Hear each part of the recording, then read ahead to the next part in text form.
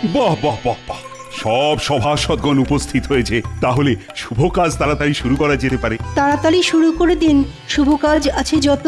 অধীর আগ্রহে সব সভাসদ আছি অপেক্ষারত। বাহ সভাকবি, শুরুতেই তো তুমি মাতিয়ে দিলে। যাই হোক, শোনো, এবারে তোমাদের পুজোর ভাতা তোমাদের সবার প্রিয় রানীমা নিজের হাতে দেবেন। বাহ বাহ বাহ, এ তো দেখছি মা লক্ষ্মীর হাত থেকে দুর্গাপুজোর উপহার। বেড়ে বলেছ গোপাল। ঠিক আছে ঠিক আছে রানী, তাহলে কথা না বাড়িয়ে কাজ শুরু করে দাও। শোনো, এবারে আমি ঠিক করেছি তোমাদের সকলকে পুজোর উপহার তোমরা যে যেরকম কাজ করো তাকে সেই হিসেবে দেব। সবার প্রথমেই ডেকে নিচ্ছি আমাদের রাজ পণ্ডিত মশাইকে।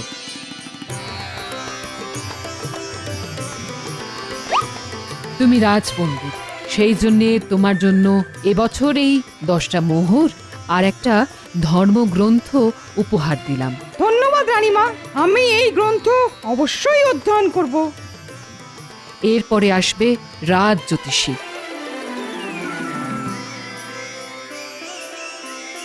তুমি রাজ জ্যোতিষী, তাই তোমার জন্যে এই জ্যোতিষ শাস্ত্রের বই উপহার আর সাথে এই 10 মোহর পুজোর বকশিস। সভাকবি, তোমার জন্যে এই কলম আর খাতা উপহার রইল আর সাথে 10 মোহর বকশিস। এই খাতায় কলম দিয়ে ভরিয়ে তুলব ছন্দ।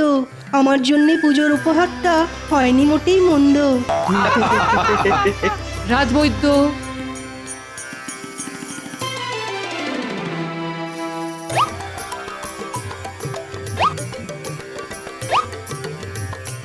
এরপর আসবে গোপাল।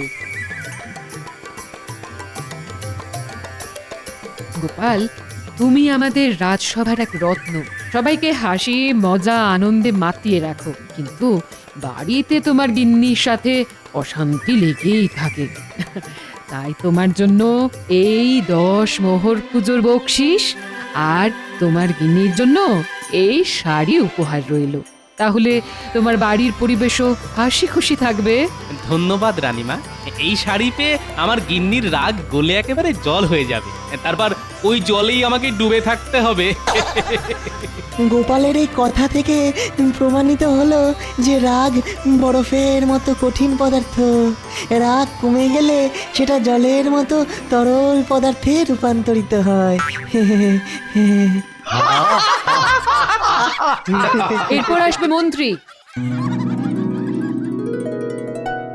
মন্ত্রী, তুমি তো আমাদের রাজ্যের মহারাজের পরে সবচেয়ে সম্মানীয় পদে রয়েছ। তোমার কর্তব্য রাজ্য পরিচালনার জন্য মহারাজকে সঠিক মন্ত্রণা দেওয়া, কিন্তু মহারাজ সেই দিক থেকে কোনো দিনই তোমার কাছ থেকে উপকৃত হননি। তাই তোমার জন্য অতিরিক্ত কোনো উপহার নেই, শুধু রয়েছে এই 10 মোহর উপহার। ধন্যবাদ, আমি এতেই খুশি রানীমা। সবাই পেল, একটা গোপাল পেল, আমি পেলাম না। ঠিক আছে, তাহলে রাজসভা আজকের মতো এখানেই সমাপ্ত। তোমরা জমিয়ে পুজোর কেনাকাটা করো, আনন্দ করো, আর সবাই রাজবাড়ির পুজোয় এসো কিন্তু।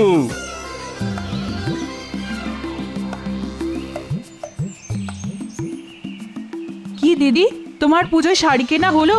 আরে না না, কাল বাদে পরশু পুজো শুরু হয়ে যাবে, কিন্তু এখনো পুজোর শাড়ি পেলাম না। হ্যাঁ, দাদা নিশ্চয়ই কিনে দেবে, অপেক্ষা করো।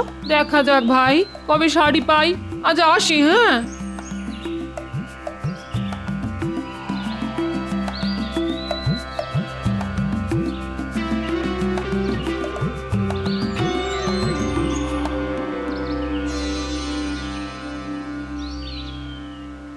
সুস্বাগতম সুস্বাগতম, চলমান দেবী এসে পড়েছেন। বাবা, নাটক যত, সামনে থেকে সরে পড়ো তো, মেলা কাজ পড়ে আছে। দূর, কাজ তো করবেই গিন্নি, কিন্তু তার আগে এই নাও ধরো। এটা কি? হ্যাঁ, মা দশভুজার পুজো উপলক্ষে আমার বাড়ির দ্বিভুজা দেবীর জন্য উপহার, খুলে দেখো। ও মা, কি সুন্দর শাড়ি! এটা আমার জন্যে? টানা তো কার জন্য হবে গিন্নি? তুমি তো আমার বাড়ির দ্বিভুজা দেবী, তুমি আমার শরতের পেঁজা তুলোর মেঘ, তুমি আমার কাশফুল। শাড়ি তো পেলাম, তা গয়না কানের দুল?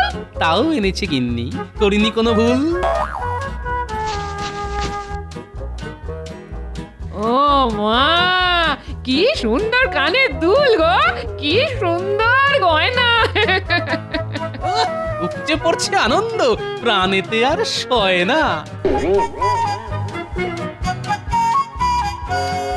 যাক বাবা, রানীমা শাড়িটা দিল বলে শুধু গয়নার উপর দিয়ে পুজোর খরচ মিটে গেল।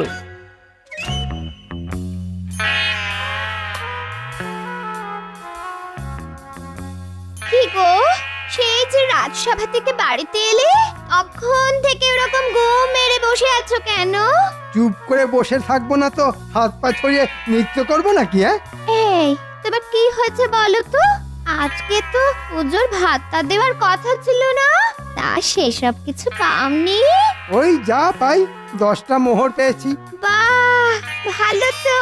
তাহলে মনমরা হয়ে বসে আছো কেন? হ্যাঁ, গোপাল তো রানীমার কাছ থেকে একটা জমকালো শাড়ি পেলো ওর গিন্নির জন্যে, কিন্তু তোমার জন্যে কিচ্ছু না। হ্যাঁ, সে কি বলছো? গোপালের বউ শাড়ি পেয়েছে আর সেটা সেটা তুমি মুখ বুজে সহ্য করেছো? হ্যাঁ, ঠিক বলেছো। আমাকে গোপালের চেয়ে বড় উপহার না দিলে আমি রাজসভাতেই যাব না। হ্যাঁ, ঠিক বলেছো।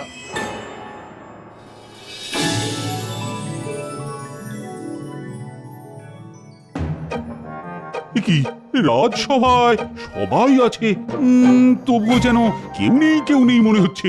আগে আজ মন্ত্রী মশাই আসেননি এখনো। যা বাবা, মন্ত্রীর আবার কি হলো? বোধহয় পুজোর বকশিস পেয়েই কেনাকাটা করতে বেরিয়েছেন।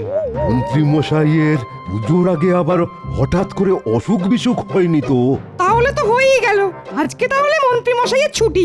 না না না না, রাজবাড়ির পুজো নিয়ে অনেক কিছু আলোচনা করার আছে, কোনো ছুটি নেই আজ। ও প্রহরী, আজ্ঞা করুন মহারাজ। যাও এক্ষুনি মন্ত্রীকে বাড়ি থেকে ডেকে নিয়ে এসো, অনেক গুরুত্বপূর্ণ আলোচনা করার আছে এই সময় পুজোর আগে। না না না না, একদম কামাই করা যাবে না। যথা আজ্ঞা মহারাজ, আমি এক্ষুনি মন্ত্রী মশাই বাড়িতে যাচ্ছি। হ্যাঁ হ্যাঁ, তাই যাও তাই যাও।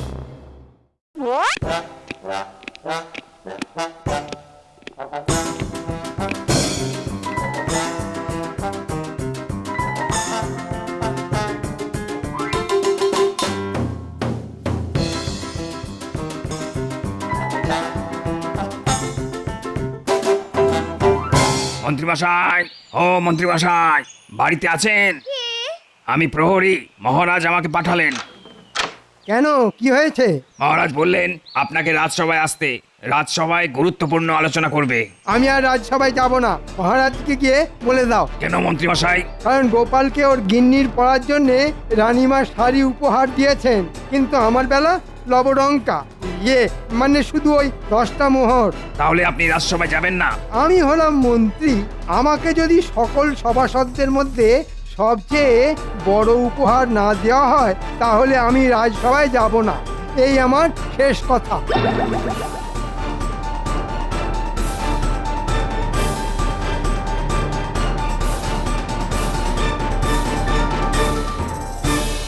ওই তো প্রহরী এসে গেছে। কিন্তু কই, প্রহরীর সাথে তো মন্ত্রীকে দেখছি না। মহারাজ, মন্ত্রী মশাই আর রাজসভায় আসবেন না বলে দিলেন। হ্যাঁ, পুজোর বকশিস পেয়েই রাজসভার চাকরি ছেড়ে দিলেন। কেন, মন্ত্রী রাজসভায় আসবে না কেন? মন্ত্রী মশাই বলেছেন ওনার চেয়ে গোপাল বেশি ভালো পুজোর উপহার পেয়েছে, তাই ওনাকে যদি সকল সভাসদের মধ্যে সবচেয়ে বড় উপহার না দেওয়া হয় উনি আর আসবেন না। এ আবার কেমন বায়না? এসব বায়না নয় মহারাজ, এ হলো হিংসে। রানীমা আমার গিন্নির জন্য শাড়ি দিয়েছেন, তাই মন্ত্রী মশাই হিংসায় জ্বলে পুড়ে মরছেন। এ তো মহা সমস্যা হলো। সত্যি তাই, মন্ত্রীটা না চিরকাল হিংসেই করে এলো। মহারাজ, অত চিন্তা ভাবনার কিছু নেই, আপনি ছেড়ে দিন। মন্ত্রী মশাই চলে গেছেন, ভেবে দিন দুষ্ট গ্রহের প্রকোপ রাজসভা থেকে নামলো। না না না না, এরকম ছেড়ে দিলে তো হবে না। হিংসা ঘৃণা অতি মারাত্মক বিষয়, কেউ হিংসা করে কখনোই উঁচুতে উঠতে পারে না। মন্ত্রীকে তার শাস্তি পেতেই হবে। মহারাজ, আমার মাথায় একটা বুদ্ধি এসেছে, যাতে মন্ত্রীমশাইকে সবচেয়ে বড় উপহার দেওয়া হবে আর তার সাথে উচিত শিক্ষাও দেওয়া যাবে। কি বুদ্ধি গোপাল? মহারাজ, আপনি বরং আপনার হাতিশাল থেকে আপনার প্রিয় হাতিটা, যাকে আদর করলে মাথার ঘন্টা নাড়ায়, সেই হাতিটা আমাদের মন্ত্রীমশাইকে উপহার দিন আর বলুন এটাই ওনার জন্য এবছরের পুজোর উপহার। এই হাতি পুষতে গিয়ে ওনার ঘটি বাটি সব চাটি হয়ে যাবে। হিংসা করলে কি ফল হতে পারে সেটা উনি তখন হাড়ে হাড়ে টের পাবেন। সাবাস গোপাল, সাবাস। তুমি তো কথাটা মন্দ বলনি। আমার প্রিয় হাতির আমার বায়না অনেক। বেটা 3 বেলা 200 করে সারাদিনে মোট 600টা রুটি খায়, তার সাথে বেলা প্রতি 10 করে দুধ। ওই হাতি পুষতে গিয়ে প্রতি মাসে আমার রাজকোষ থেকে অনেক টাকা পয়সা বেরিয়ে যায়। তাই ওই হাতির দায়িত্ব মন্ত্রীকে দেওয়া হোক পুজোর আগে। তাহলে খরচ আমার অনেকটাই কমবে। হ্যাঁ মহারাজ, তাহলে আর দেরি কেন? এক্ষুনি হাতি নিয়ে বেরিয়ে পড়ুন আর মন্ত্রীমশাইকে বলবেন এই হাতির একটু অযত্ন হলেই মন্ত্রীর রক্ষে থাকবেন। হ্যাঁ, তাহলে তাই চল, তাই চল।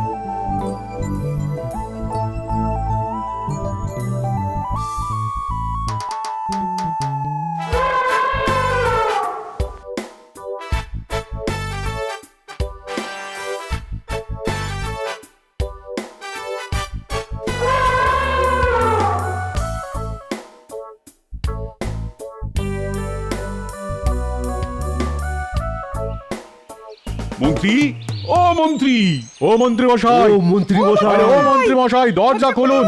আপনার জন্য মহারাজ উপহার এনেছেন। দরজাটা খুলুন। কি সৌভাগ্য! মহারাজ, আপনি আমাদের বাড়িতে এসেছেন। একেবারে মন্ত্রীর জন্য পুজোর উপহার সাথে করে নিয়ে এসেছি। কি উপহার এনেছেন মহারাজ? হ্যাঁ, আপনার প্রিয় হাতি আমাকে দান করছেন? হ্যাঁ মন্ত্রী, আমি অনেক বিচার বিবেচনা করে দেখলাম তোমাকে সব থেকে বড় উপহার দেওয়াই উচিত, আর তাই এই হাতিটাই সেরার সেরা উপহার হবে। ওগো, হাতির খোরাক তো অনেক, তুমি পারবে তো সামলাতে? সেসব তুমি বাদ দাও, আমি বুঝে নেব। ধন্যবাদ মহারাজ, আপনার এত উদার হৃদয় আমার জানা ছিল না। ঠিক আছে, ঠিক আছে, আর তো সামুদ করতে হবে না। দেখো মন্ত্রী, হাতি তোমাকে যখন উপহার দিলাম, তাহলে এই হাতির ভরণ পোষণের সমস্ত দায়িত্ব কিন্তু তোমার। হ্যাঁ মহারাজ, সেটাই তো স্বাভাবিক। আমি যখন এই হাতির প্রভু, তখন আমি সব দায়িত্ব নেব। মাহুত, এই হাতি কি কি খায় সেটা তুমি মন্ত্রীকে জানিয়ে দাও। এ হাতি না মহারাজের প্রিয় হাতি। এ উল্টো পাল্টা খড় ভুসি কিচ্ছু খায় না। এই হাতি 3 বেলা দুধ দিয়ে রুটি খায়, তা আবার ভালো করে আখের গুড় দিয়ে মেখে দিতে হয়। মোট 600টা রুটি খায় সারাদিন। সকালে 200, দুপুরে 200 আর রাত্রে 200। প্রতিবার 10 সের করে দুধ চাই হাতির, নইলে কিন্তু রেগে যায়। এছাড়াও সারা দিনে 3 কাঁদি বর্তমান কলা তো দিতেই হবে। হ্যাঁ নয়, হ্যাঁ, হাতির যত্নে যদি কোনো ত্রুটি হয়, তাহলে আমি মা দুর্গার প্রতিমা বিসর্জনের সাথে সাথে তোমাকেও বিসর্জন দিয়ে দেব। মন্ত্রীমশাই, শুরু করে দিন। দুপুর হয়ে গেল, হাতির খাবার বানানো শুরু করে দিন। বিকেলে রাজবাড়ির মাঠে এসো মন্ত্রী, আজকে দুর্গা মায়ের প্রতিমা সাজানো হবে। কি হলো গিন্নি, হাঁ করে দাঁড়িয়ে দেখছো কি? হাতির খাবার বানানো শুরু করো। ধুর ধুর, তুমি জেনে বুঝে নিজের বিপদ নিজে ডেকে আনলে। দেখো, মহারাজ যখন ভালোবেস উপহার দিয়েছেন, তখন সেটাকে যত্ন করার দায়িত্ব আমার। আমি দুধ, গুড় আর আটা নিয়ে আসছি, তুমি উনুন ধরাও। আচ্ছা আচ্ছা, ঠিক আছে।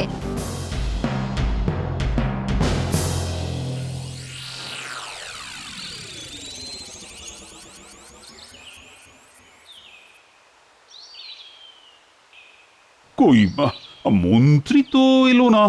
দেখুন মহারাজ, মন্ত্রীমশাই হয়তো এখন হাতি নিয়েই ব্যস্ত আছেন। পুটি, মা দুর্গা ত্রিশূলটা দে তো। এই নিন পণ্ডিত মশাই। ব্যাস, আমাদের ঠাকুর সাজানো হয়ে গেল। এরপর কালকে থেকে শুধু হাসি মজা আর আনন্দ। পণ্ডিত, কালকে তো ষষ্ঠী, বিকেলে ষষ্ঠী পুজো কখন হবে? গোধূলি লগ্ন পেরোনোর পরেই ষষ্ঠী পড়ে যাচ্ছে। সবাই চলে এসো কিন্তু। হ্যাঁ মহারাজ।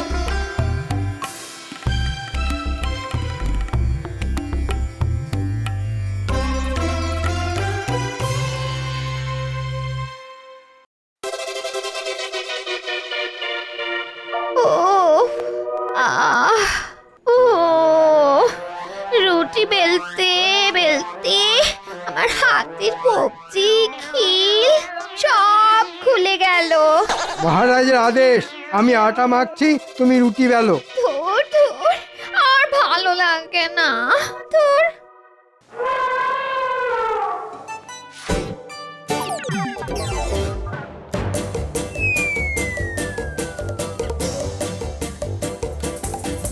আরে বাবা, দিচ্ছি দিচ্ছি।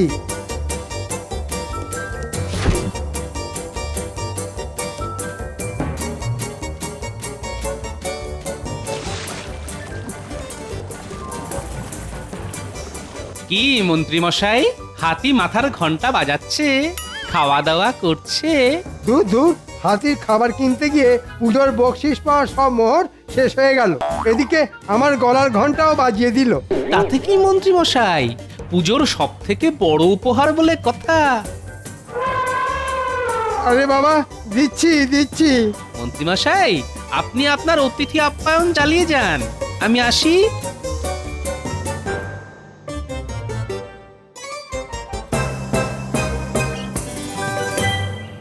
এবার নবপত্রিকা সাজানো হবে। কি ন্যাপলা গুলটে পুটি সবকিছু জোগাড় করে এনেছিস তো?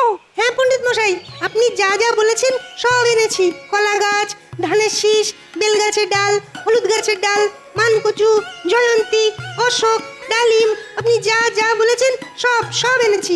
বাহ, আমি নবপত্রিকা সাজিয়ে ফেলছি। কালকে সকালে কলাবউ স্নান হবে, সবাই চলে আসবি কিন্তু। নিশ্চয়ই পণ্ডিত মশাই। এই পুজোর জোগাড় কেমন চলছে? সবই ভালো চলছে।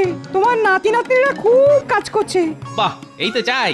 আচ্ছা, সবাই তো আছে দেখছি, কিন্তু মন্ত্রী মশাইকে তো দেখতে পাচ্ছি না।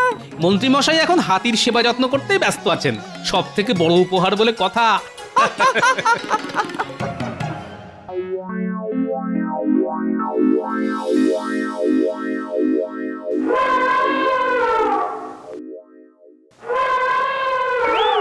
ওই দেখো, আবার সকাল সকাল ডাকাডাকি শুরু হয়ে গেছে। উফ, কি জ্বালা! এ দেখছি একটু শান্তিতে ঘুমোতেও দেবে না। এখন আবার 200টা রুটি বানাতে হবে। যাও যাও যাও, বাজার থেকে আটা, দুধ, কলা, গুড় নিয়ে এসো। যাও। এ বাবা, এই তো কালকে কত আটা, গুড়, কলা, দুধ আনলাম, এর মধ্যে সব শেষ। তা শেষ হবে না, সারাদিনে 600টা করে রুটি খাচ্ছে। ওহ, কি যন্ত্রণায় যে পড়লাম। এদিকে হাতে টাকা পয়সা ছিল, সবই তো কালকে হাতির খাবার কিনতে গিয়ে খরচ হয়ে গেছে। এখন আমি কি করি? তুমি যেখান থেকে পারো, যেভাবে পারো খাবার নিয়ে এসো। যাও, আমি রান্নাঘরে কালকের বাসন মাজছি। ও দূর দূর, এবার মনে হচ্ছে ঘরের জিনিসপত্র সব বেচে দিয়ে হাতির খাবার কিনতে হবে। তাহলে তাই করো, না হলে মহারাজ আমাদের রক্ষা রাখবে না।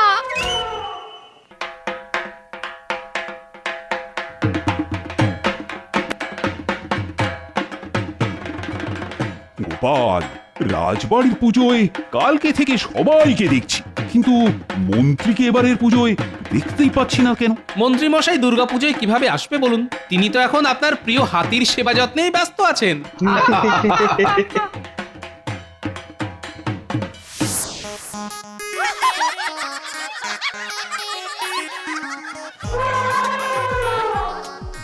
আরে বাবা, রুটি হচ্ছে।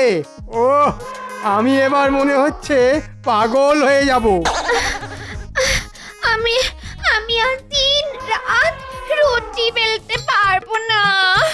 রুটি বেলতে বেলতে হাতে ব্যথা হয়ে গেল। আজই আমি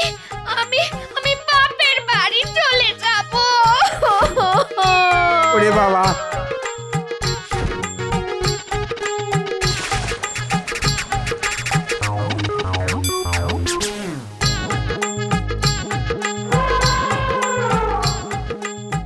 ওরে বাবা, এখনো চেঁচাচ্ছিস কেন? রুটি তো দিলি, কলা কি খেতে দিয়েছো? এই মরেছি, কলা তো আনা হয়নি, আর আনবই বা কি করে? আমার হাতে আর একটা টাকাও নেই। তুমি তুমি যেখান থেকে পারো কলা নিয়ে এসো, নইলে নইলে কিন্তু সর্বনেশে কাণ্ড হবে বলে দিচ্ছি। হাতির খাবার জোগাড় করতে গিয়ে আমার রাজসভায় পড়ে যাওয়ার পোশাকটাও বিক্রি করে দিয়েছি। এ বাবা, ওরে বাবা, যাচ্ছি যাচ্ছি। এখন আমি কলা পাই কোথা থেকে? যাই, ওই একটা কলা গাছই নিয়ে যাই।